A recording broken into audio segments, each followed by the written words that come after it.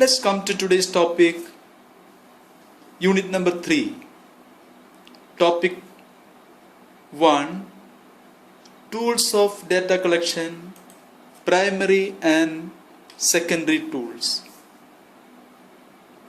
As you know, there are two types of data, primary data and secondary data. Primary data is collected directly from the field, from the respondents. There are 6 primary tools for the collection of primary data. They are questionnaire, interview, structured and unstructured interview schedule, observation guide, focused group discussion guide, case study, and test, which means psychological test. Questionnaire is used by mail,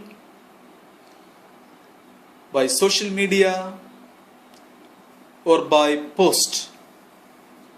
Questionnaire is distributed to the respondent, and the respondent fill it by themselves at their convenience and submit back.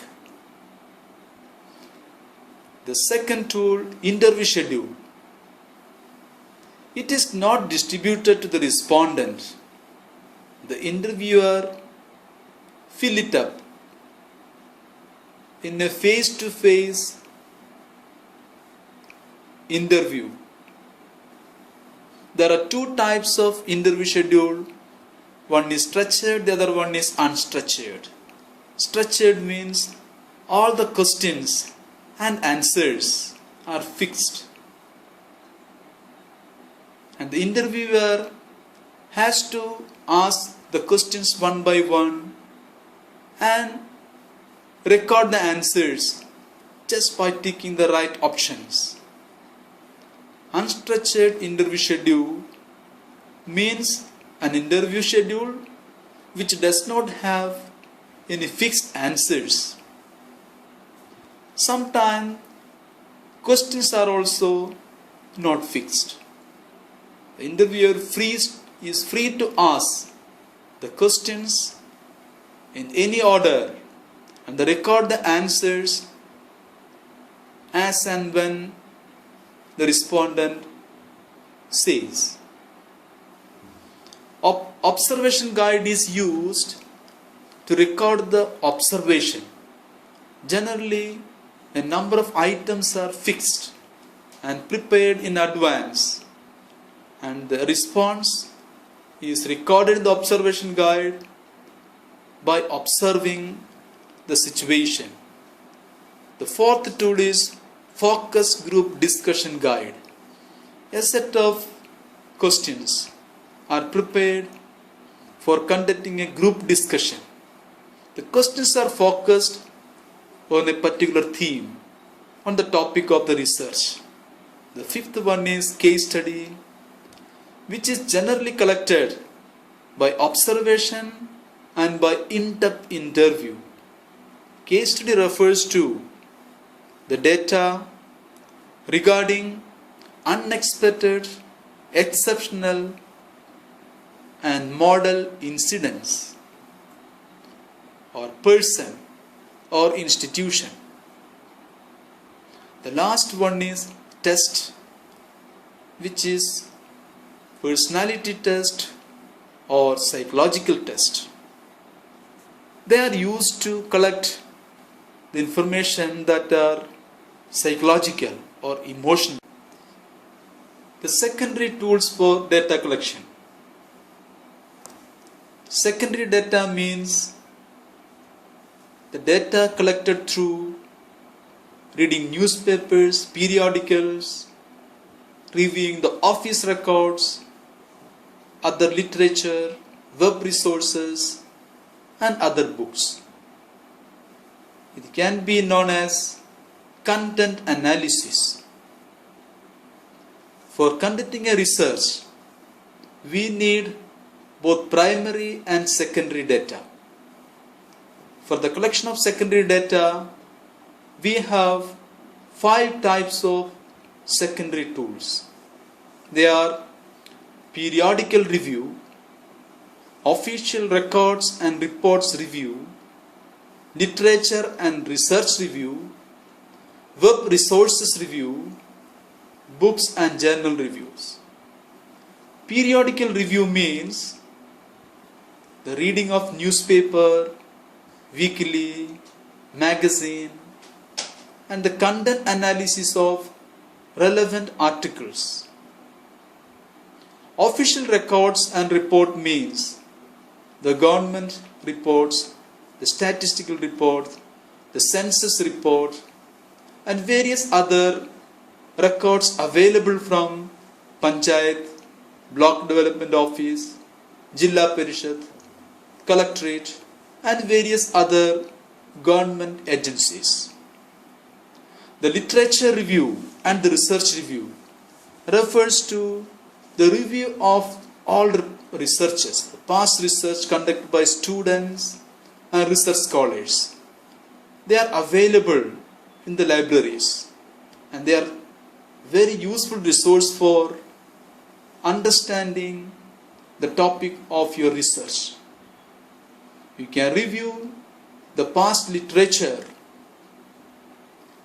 from the researches that are conducted by all students, by other research scholars, and they are kept in the library.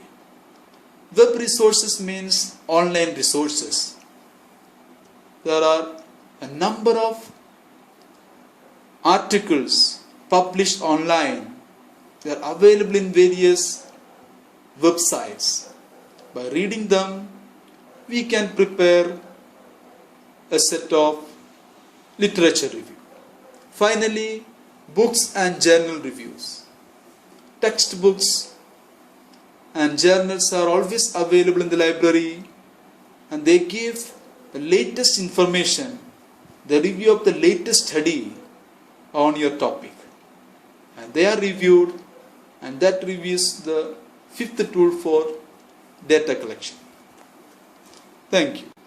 Dear students, welcome to topic unit number 3.2, processing of data, content, editing data, classification, coding, tabulation, interpretation and analysis of data, diagrammatic and graphic presentation of data. So in the processing of data, there are 7 subtopics.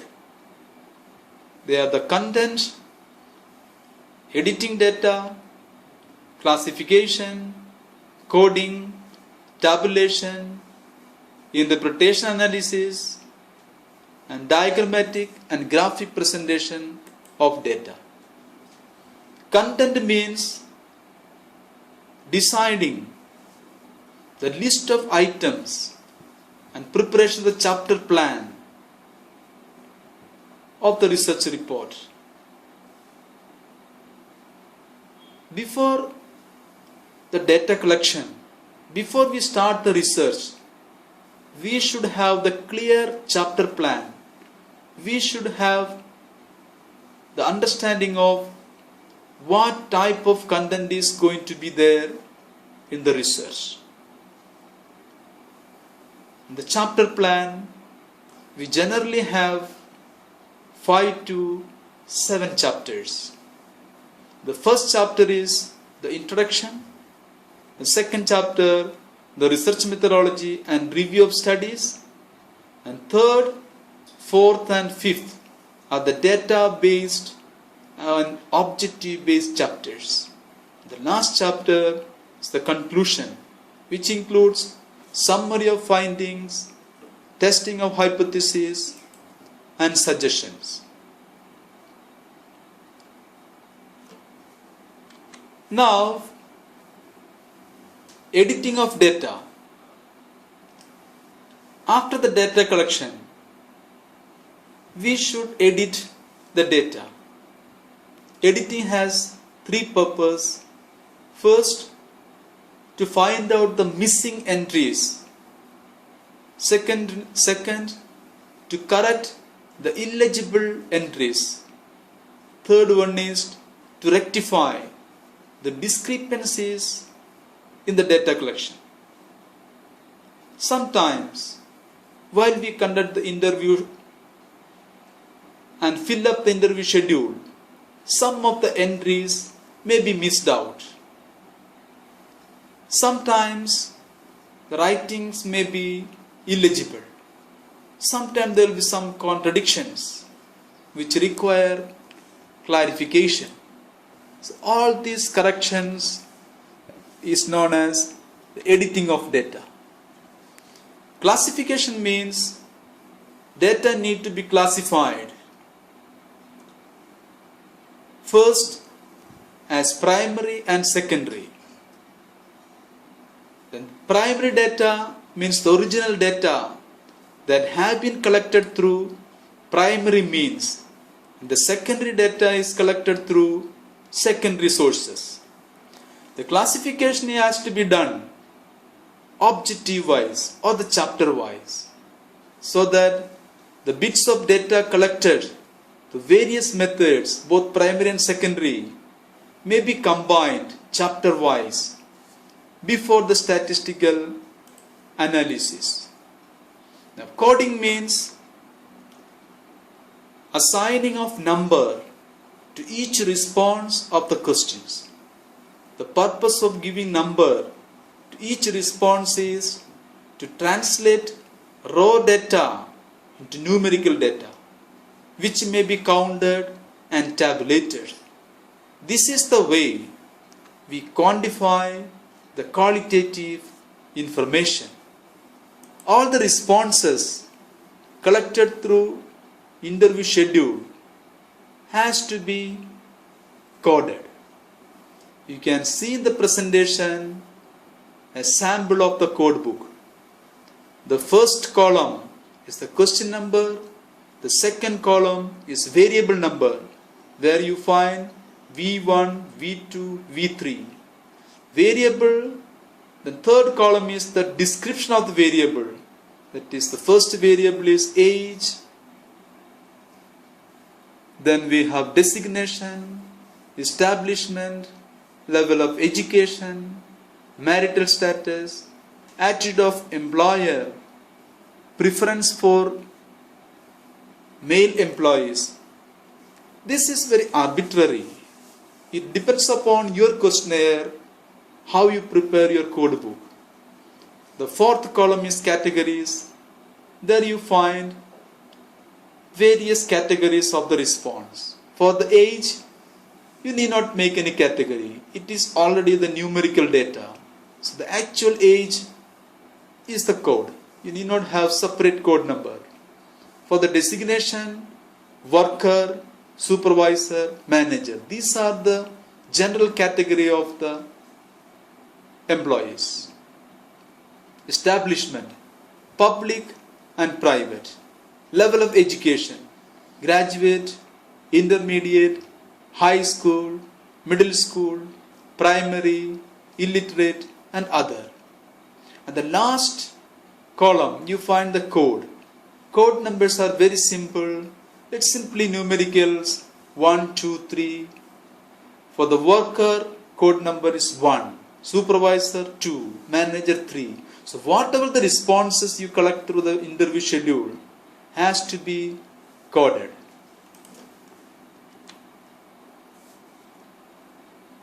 Code book preparation is followed by preparing a master chart. After a code book is prepared, the data can be transferred either to a master chart, that's a graph sheet, or directly to computer through a statistical package, either Excel or SPSS. Here you will find a model master chart, where you find the rows represent the respondent and the column represents the variables. See V1, that's variable number 1. means age. V2 is the designation. V3 establishment. Here in a big paper or a spreadsheet, we can transfer all the data in the form of numbers, which can readily be analyzed statistically. Now the tabulation plan. After the master chart is prepared, we need to decide how many tables and what type of tables.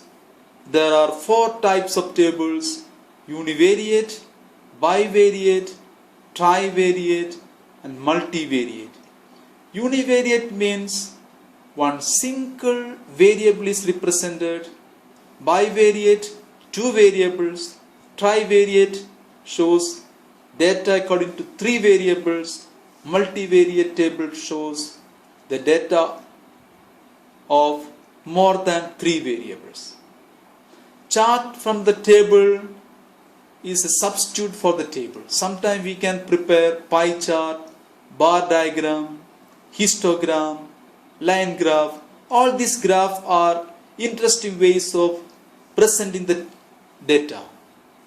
Finally, we have to organize all these tables and chart chapter wise. I have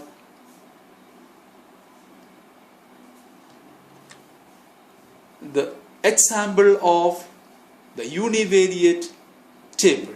Here you will find the religion of the respondent: Hindus, Muslims, Christian, the frequency and the percentage.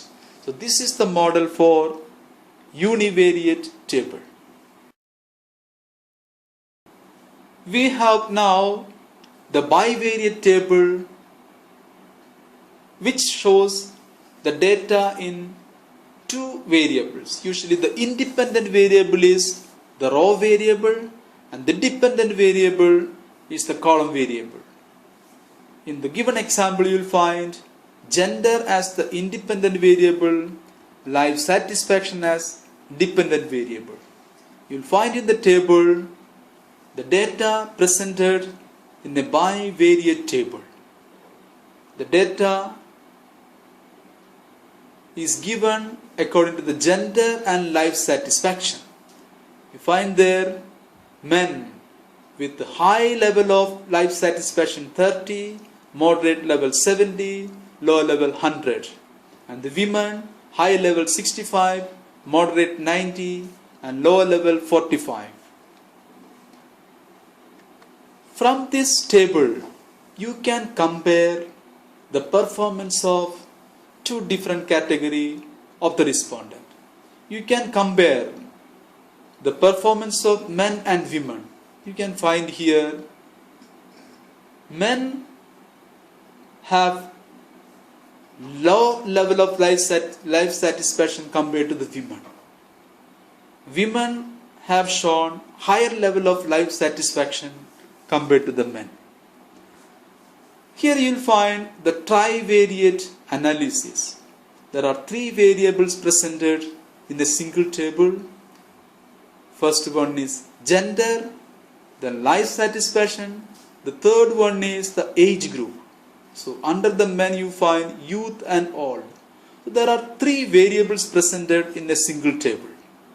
So we can find young men 18, old men 12 in the higher level of life satisfaction.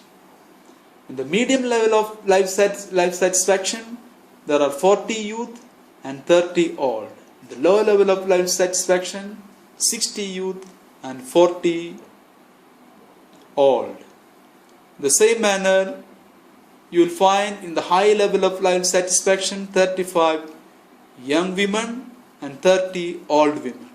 Here we can compare 3 variables. You can compare the performance between men and women, between young men and young women, between old men and old women with regard to their level of satisfaction. Now, how to interpret each table? Each table has to be analyzed and interpreted. For each table, we have to give an introductory paragraph which shows the relevance of the questions asked and the introduction of the response categories. Under the table, you can mention the major findings. You can also mention their mean, standard deviation, and proportion. We can mention there the comparative analysis. We can compare the findings within the table.